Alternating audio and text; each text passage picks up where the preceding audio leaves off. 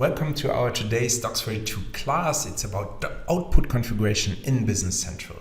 My name is Fabian. I'm Senior Technical Evangelist at dox42 and I'm also Product Manager for dox42 in Business Central.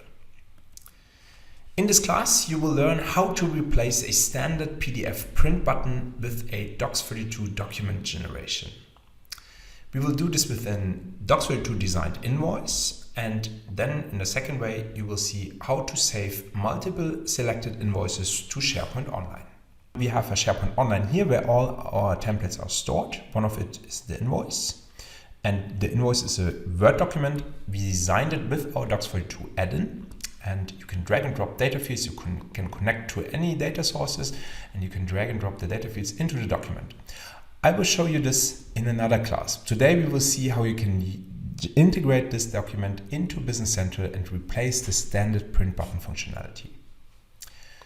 Basically what we did, we designed it here so I can test it quickly that we see what happens, and I selected an invoice number, that's my input parameter. I can generate this document locally and just integrate the data for this specific invoice number.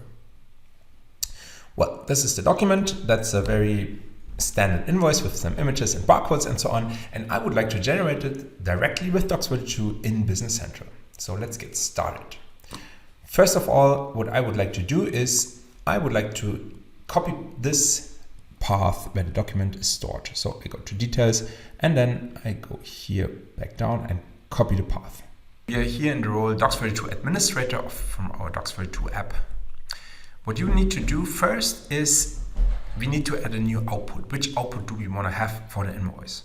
And if you don't have any configured yet, then you go to output and we add a new one. Let's call it preview, for example, preview, which is basically a return action. There are different actions to select. We go for return action and we would like to have it as PDF. There are different output format as well. This is good for us. So first step done. The second step is we add a new document code. So I click here on documents, I will add a new document and I will call this one invoice. And what we would like to do now is we would like to relate the invoice to the output that we created. So I click here on related, and what we have is the output configurations that we can see here. So I click here and then I have a drop down to select from my output actions. One of it is preview. This is what we want. So I select this one and now the invoice is related to the preview. The third step is to add a new template.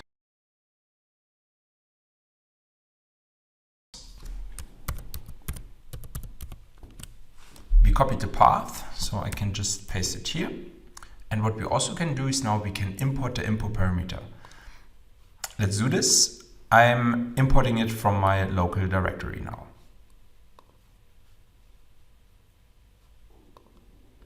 And what I would like to do now is I would like to edit the input parameter. You see it here, invoice number, which is good, but we would like to make a field reference.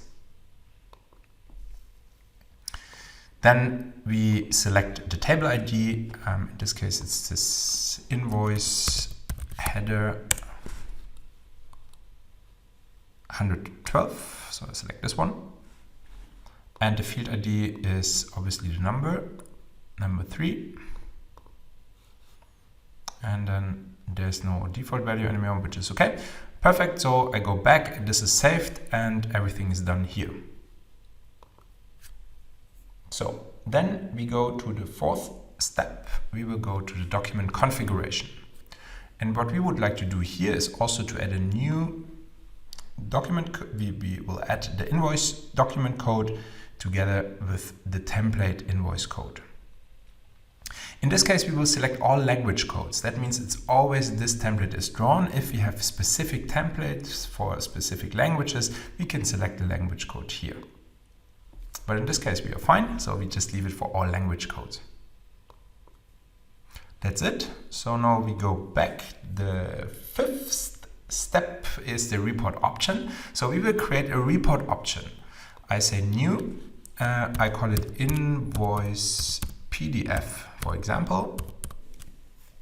Then we will relate it to the document code, which is the invoice in this case. And then we are fine at the moment for here. Then I go back, and the sixth step is the report configuration. So what we would like to do now here is add a new report configuration. We call this one also invoice. Doesn't matter. And we would like to replace the PDF generation and also the print, of course. That's the most important part. And now we relate this one to our report option code that we created a second ago. So it's this one, the first one. That's it. So and the last step is now pretty easy. So we go to setup, and there you see the report selections immediately. And we were talking about the invoices. So we will select the sales report selection. We go to the drop down to the invoice. And now what we would like to do here with the report configuration, we would like to select the invoice code. And that's it. Basically, we jump now to our posted sales invoices. I have a tab open here. Let's refresh this one quickly. And what I would like to do now is I select one specific invoice and generate the document for it. So let's go for this one. Let's click the first one.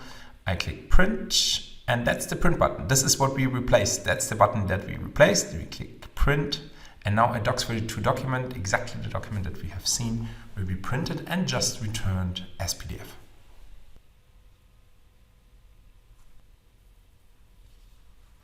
Here we go. There it is. This is exactly our dox42 document. Just with 7 steps, we integrated it into dox42 in Business Central.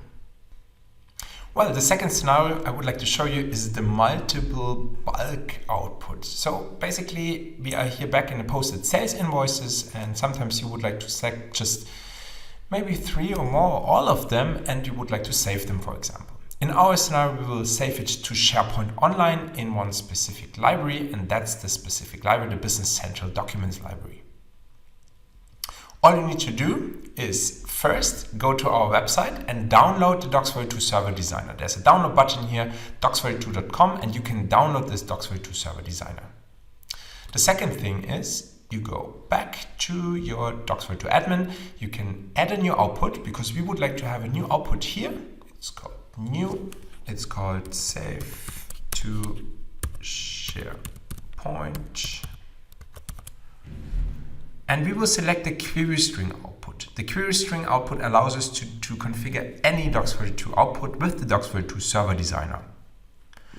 So let's go back to SharePoint. I will open the Server Designer, and I prepared a call here. If you see, there are different output actions possible. One is the SharePoint action, and I selected the site. I just added the site here. The red fields are mandatory. Then the name of the library, which is Business Central Documents. You can see it here. And the name of the documents. So we are using invoice demo, and we are writing dynamically the name, the invoice number on top of the naming. So, and then we create a PDF. If you scroll a little bit further down, you see Azure AD True, as we are in the Azure AD environment here. And there is a column name, which is called invoice. You see it here, invoice number. And we can write dynamically the invoice number also into this column.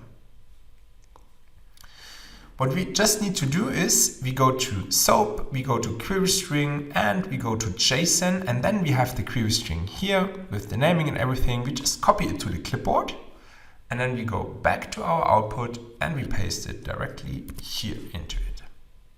That's it. It is already saved. So we jump back to our document. We see 4 outputs here, and now we would like to relate the invoice to the new SharePoint output. So let's say SharePoint, that's the new one. That's it. One more thing to do. We go to our report options, and there is a little checkbox. This checkbox is now checked, which is great. So this checkbox just allows us to output multiple selected documents. It is checked, which is great. So we jump back and we go to our posted sales invoice. And then if I now select some of them, so yeah, let's do this. Let's select like 2 of them, for example, 194 and 198. I would say print, and now we see the second output here. I select this one because we want to save them to SharePoint, both of them. And now the dox42 server generates the 2 documents and saves it to SharePoint Online to the specific library. And here are the two documents, 194 and 198. Let's open one of them. So here it is, everything there. 194, a different one. So perfect. Well, that was our tutorial how to replace the standard print button with a dox42 document generation. Thank you very much for your attention and see you next time.